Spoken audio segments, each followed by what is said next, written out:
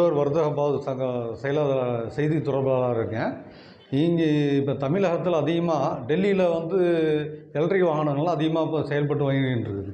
டெல்லி பொறுத்தவரையும் மாசு கட்டுப்பாடுகள்லாம் அதிகமாக இல்லாமல் மக்களுக்கு சாலையில் ஓரமாக செல்லும் போது துர்நாற்றங்கள் இல்லாமல் மாசுகள் இல்லாமல் அதிகமாக பொதுமக்கள் வணிகர்கள்லாம் சென்று போகிறதுக்கு வசதியாக இருக்குது. அதேபோல் தமிழக அரசு தமிழ்நாட்டில் எலக்ட்ரிக் வாகனங்கள் மானியத்தோட மக்களுக்கு சேவையாக கொஞ்சம் பண்ணாங்கன்னா கொஞ்சம் வசதிகள்லாம் ரொம்ப இருக்கும்.